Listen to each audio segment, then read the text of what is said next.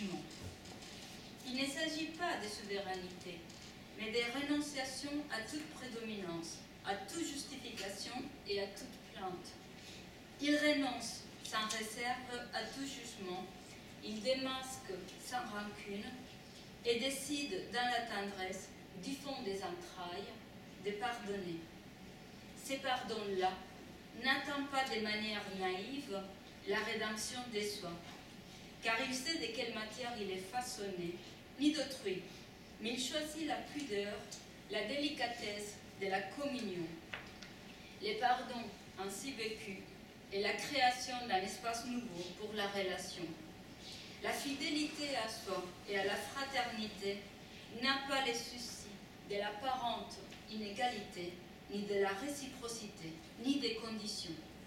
Ce n'est pas « je te pardonne si tu me demandes pardon ». Ce n'est pas davantage « j'accorde le pardon et tu le reçois que tu en veuilles ou pas ». Ce n'est pas non plus « je ne te ferai pas ce que je n'ai pas aimé que tu m'effries ». Ce n'est pas non plus croire qu'il y a peut-être quelque chose d'autre chez quelqu'un qui ne se montre et que quand je le pardonne, cela va le délivrer. Il est au-delà du jugement, mais pas de la saveur unique de l'existence. La gratuité et l'étrangeté profonde de la vie se révèlent par le pardon. Ce qui échappe à la nihilisation de la mort est l'effet d'avoir vécu, écrit Jean Kelevitch. Il est dit, ce qui échappe à la nihilisation de la mort est l'effet d'avoir vécu, même pour ceux qui étaient dans les champs. Ce qui échappe à la nihilisation par les mains est le pardon, dans la vie comme dans la mort. Les pardons et les cadeaux offerts à la personne qui doit être considérée comme inestimable, exemplaire dans le monde, et elle n'apparaît cette personne qu'une seule fois dans l'histoire. Les pardons affirment qu'autrui est liberté, signe privilégié de l'image de Dieu, et que lui aussi est capable et capace qu'à l'espace. Chaque être unique et incomparable dans toute l'éternité vit pour et avec les autres. La fraternité et la communion entre les êtres rend l'humanité inestimable. Je te pardonne, je te convie, ouvre une place entre nous, dans laquelle la fête de la réconciliation adviendra ou pas. Mais ce lieu où il habite maintenant, après les pardons, est à eux deux. Tandis que le mal a introduit entre nous la distance, la dislocation, la séparation, le pardon donne, quant à lui, naissance à un lieu commun, et clos celui où nous nous tenions. L'espace entre nous est créé par les pardons pour de nouveaux crimes ou pour l'amour. Les pardons et la réconciliation ne se confondent surtout pas. Le pardon ne finit jamais de se donner et ne peut être limité. Il clôt et il ouvre. Il est donne ouvert et promesse de présence. Il révèle la communion. Quand celui à qui le pardon a été donné piétinerait l'espace offert, le pardon serait encore présent et encore offert. Pour espérer ainsi, il faut avoir été déjà pardonné, car la source jaillissante ne s'épuise pas. Le pardon ne se mesure pas à l'aune de la faute, de son nombre ou de sa grandeur. Là n'est pas la question. Chiffrer les crimes ou en calculer les dimensions relève davantage de l'arithmétique que du pardon. La force du pardon se déploie et la question n'est plus de supporter ou pas le fait que le bourreau meurt souvent dans son lit entouré de l'affection des siens.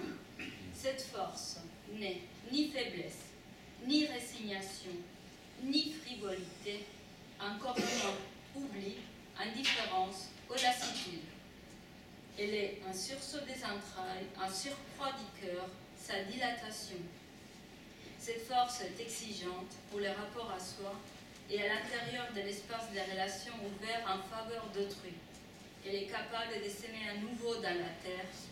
Elle n'instaure pas pour 1000 ans les règnes des bourreaux.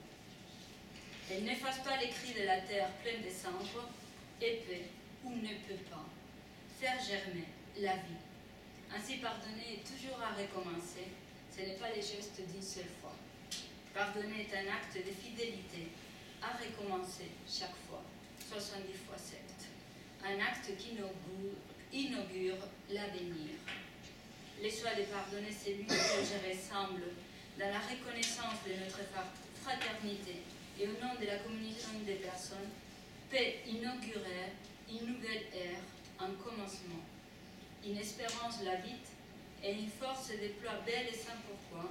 Il pardonne, il offre au nous, à soi et autrui, ses dons, et affronte avec courage l'aventure de la relation. Il dit, nous sommes semblables, j'en suis complice, et pourtant je ne sais pas ce que tu as laissé entrer dans ton cœur. Je devine, comme disait Bergson, je devine que je vais avoir su. Je ne suis pas pour autant digne de te pardonner. Je ne peux pas me pardonner. Je ne peux pas m'accorder la grâce. Et même si tu ne demandes pas le pardon, à la faveur de nous et de toi, je pardonne. Cette reconnaissance ne peut exiger la demande de pardon. Le discernement de la ressemblance et l'invitation à la communion ne rendent pas ridicule ce pardon. Au contraire, il lui donne ses lettres de noblesse. Celui qui donne le pardon affirme que ce qui a été fait n'est plus entre nous et que le pardon fait de la place. Il est créateur, sans limite et sans condition. De quoi témoigne ce pardon? Il reste fidèle au nous, qui n'est pas la somme du je et du tu. Il implique la mémoire et la responsabilité. Il élargit les temps, présent et futur. Ce qui a été ne cesse pas pour autant d'être et reste présent, mais l'espace est augmenté pour les temps présents et à venir.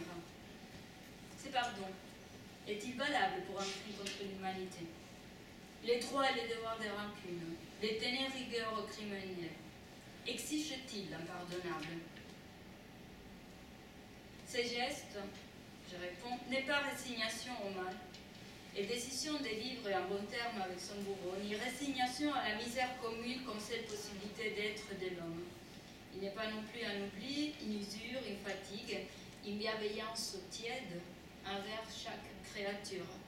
Ce n'est pas la rupture aux suspensions de tout rapport, mais la création d'un espace où l'avenir est possible, l'instauration d'un nouveau mode de rapport. Ce n'est pas un acte de processus unilatéral qui maintient la distance avec autrui. C'est un acte relationnel de sollicitude, de tendresse et de fermeté qui affirme la dignité et les droits d'exister de chaque acte humain. C'est un acte qui, en créant de l'espace, va relancer l'histoire. Je vous remercie.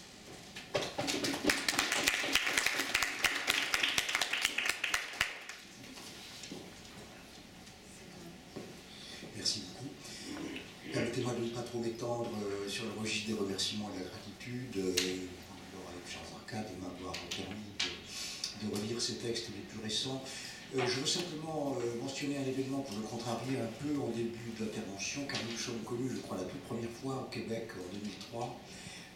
Vous avez organisé, je crois, avec le collègue canadien, un colloque intitulé « La question de Dieu et des philosophes ».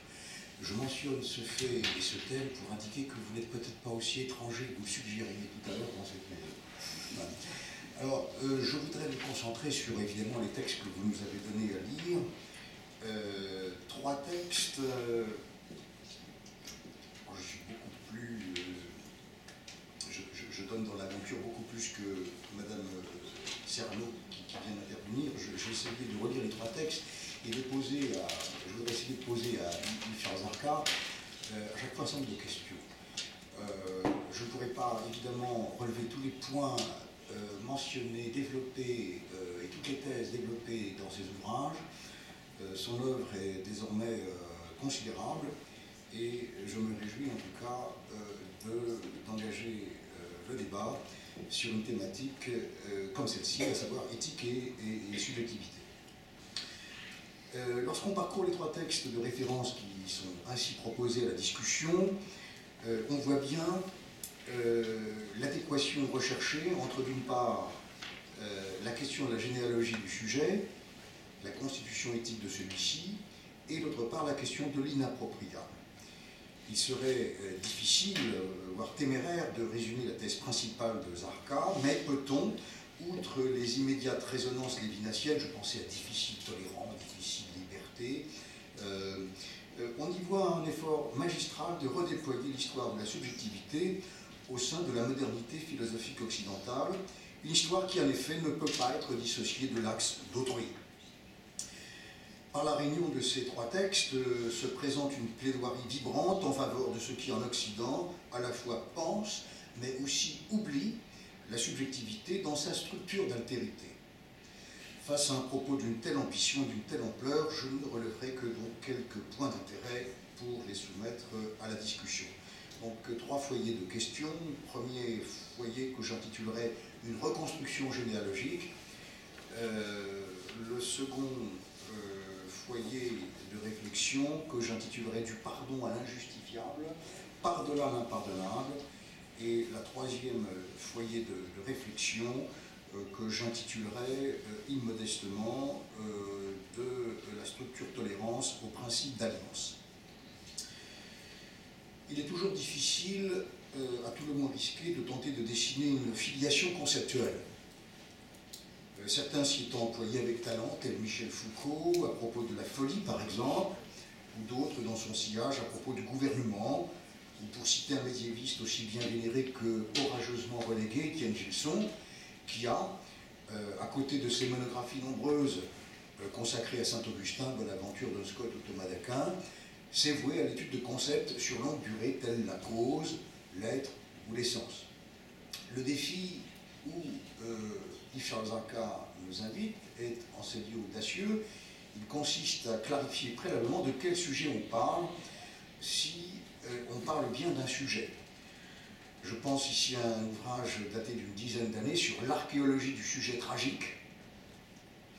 Je pense aussi bien à la question du sujet tel qu'elle est décryptée par des sociologues tels Alain Touraine, qui est sensible à la fin d'une époque qui avait dilué le sujet dans le système fonctionnel, que ce soit en sociologie, en psychologie ou dans la science historique, ou encore telle qu'elle fut ressaisie par des historiens de la pensée médiévale, où en réalité il s'agit le plus souvent de l'âme, du moi, de l'homme, concept qu'il importe en effet de préciser, de distinguer.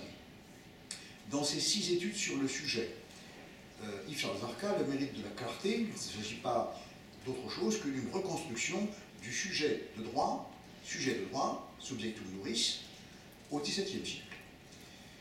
Le matériel convoqué est tout à fait considérable puisqu'il rassemble maints textes soigneusement référencés, de Grotius à Hobbes, de Locke, de Leibniz principalement, et dont la réunion s'impose, écrivez-vous vous-même, par leur texte.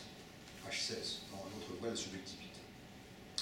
Je n'entends pas ici apprécier le choix des jalons retenus dans cette séquence, si ce n'est qu'elle est fidèle à l'objet de la démonstration, à savoir l'émergence du sujet de droit en tant qu'elle affecte l'histoire même de la métaphysique. Toute la mise en perspective généalogique qui part donc de Grotius et aboutit à Leibniz vise d'une part à mettre en question la position trop convenue faisant de l'ego cartésien la source inspiratrice, voire exclusive du domaine moral, voire du domaine du droit naturel, et d'autre part à engager des procédures de distinction conceptuelle, notamment entre individus, personnes et sujets. Et donc en assignant chacun un champ théorique précis. Alors je passe ici, vous faites des références tout à fait savantes, y compris dans la Somme théologie de Thomas d'Aquin, je n'y reviens pas. Sur la personne conçue non pas seulement comme ayant une qualité morale, mais en tant qu'être moral, ceci fait chez vous l'objet d'une recherche attestataire auprès de Hobbes, de Pufendorf et de Locke. Alors là, je pense qu'il faut créditer Zarka d'avoir vu un point parce que Descartes, dans les passions de l'âme, traité des passions, parle bien de la générosité. Il y a toute une série d'articles, à partir de l'article 203, une série d'articles qui évoquent bien l'idée d'une générosité qui, en quelque sorte, je cite d'ailleurs très précisément la phrase de Descartes, la générosité est le meilleur remède qu'on puisse trouver contre ses excès. Ce qui indique bien que la générosité morale, éthique chez Descartes est autorégulatrice, mais pour autant, elle ne pense pas, elle ne thématise pas l'autrui comme tel. Donc la formule sujet de droit subjectum iuris, en tant que cette expression désigne le sujet sur quoi porte le droit, se trouvant explicitement pour la première fois chez Leibniz, c'est avec celui-ci que s'achève, voire culmine, votre démonstration. Je n'ai pas objecté lorsque vous relevez dans les nouveaux essais sur l'entendement de Leibniz une correction de John Locke visant à penser la continuité du sujet dans le temps par la médiation d'autrui. Je ferai simplement observer, c'est la seule question que je porterai, que chez Leibniz, précisément, cette altérité dans l'ipséité passe par une conception harmonieuse de l'univers. Vinculum substantiale. Bon, c'est une expression qu'on trouve chez Leibniz, mais qui en réalité, dont il n'est pas l'inventeur, contrairement à ce que Blondel avait cru à un moment. C'est une expression qu'on trouve chez Suarez, notamment, mais dont les sources sont très nettement scolastiques. Donc le mérite de votre démonstration, c'est qu'elle détruit, je crois, définitivement, plutôt parachève la destruction d'une conception solipsiste de la monade, conception à qui a toujours manqué la prise en compte de l'affirmation centrale du paragraphe 56 de la méthodologie. Je rappelle cette phrase, c'est une phrase tout à fait essentielle, simple. Chaque substance simple est un miroir vivant et perpétuel de l'univers.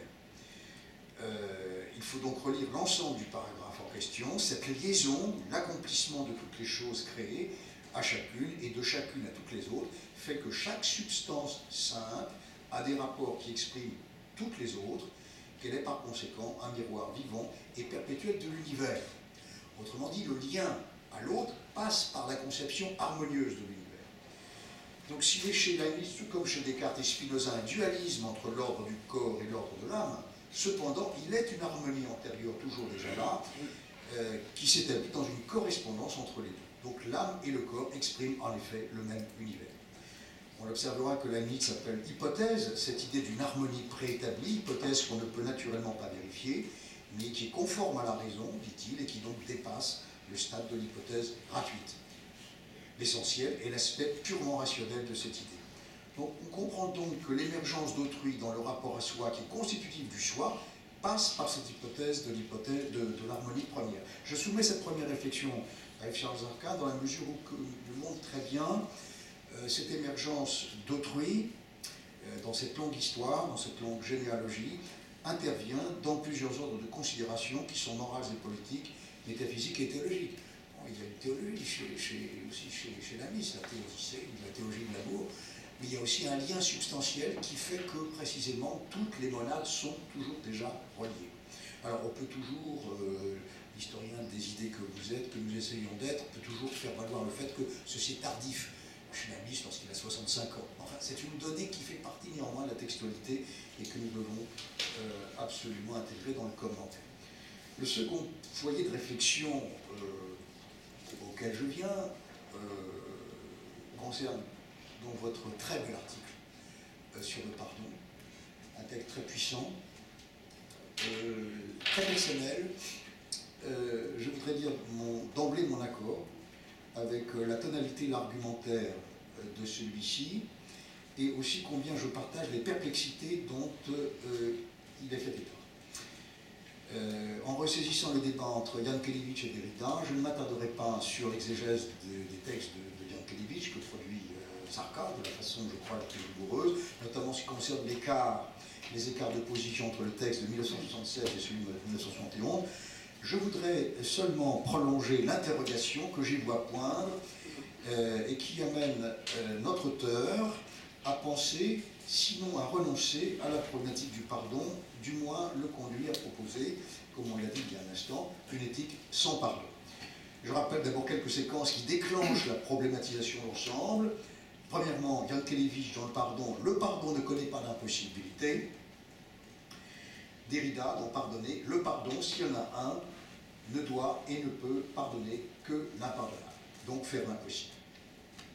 Zarka, troisièmement, la question fondamentale peut être formulée en ces termes. En quel sens l'impardonnable est-il la condition du pardon? Est-ce que, parce qu'il est sa limite infranchissable, qui, si elle était transgressée, lui ferait perdre toute signification? Ici, l'impardonnable marquerait l'impossibilité du pardon, ou inversement, est-ce que parce que l'impardonnable est précisément ce qui donne son sens au pardon, ce qui fonde sa possibilité comme pardon de l'impardonnable? La question posée par Zarka relève du bon sens, tout en prenant en compte les données contextuelles qui ont fait la position de Yankelevitch, notamment les camps de la mort, et le travail de déconstruction opéré dans le traitement d'Iridien du pardon, il voit l'aporie, à savoir l'inconditionnalité requise par le pardon fait tension, voire contradiction, avec l'impossibilité de la condition, qui est celle de maintenir l'impardonnable dans sa radicale altérité. Redisant mon accord avec la thématisation de cette aporie, je voudrais introduire plusieurs considérants, quelques compléments, non pas pour alléger les difficultés, mais pour l'aggraver. En premier lieu, je m'interroge, comme je me suis d'ailleurs toujours interrogé, sur l'installation et le maintien in fine de la problématique du pardon, tant chez Yankelevitch que chez Derrida, dans les raids de la subjectivité. Je m'explique. Le pardon serait toujours ce que le sujet donne ou refuse. Qu'il soit donné ou refusé, le sujet resterait placé au centre de ce que le pardon réalise ou ne réalise pas. On peut s'étonner de ce que le pardon, devenu ainsi un concept, de fait, on ne voit guère pourquoi serait refusé au pardon un statut conceptuel. On peut s'étonner de ce que le pardon ne soit pas envisagé et donc ne soit pas assumé philosophiquement, j'allais dire phénoménologiquement, dans sa réalité rituelle, pour ne pas dire cultuelle. Le pardon, c'est aussi le rite du bouc émissaire, c'est aussi le rite du Yom Kippour. La réflexion philosophique ne peut négliger ce qui opère dans la ritualité du pardon, et qui est réitéré à temps régulier, et par quoi se dit, entre guillemets, son essence. Or, la ritualité du pardon, qui fait partie de ce que fait le pardon, dépossède le sujet de toute tentative de le régler. Le régler, c'est-à-dire d'en définir la règle et d'obéir de façon totale à la règle. La ritualité du pardon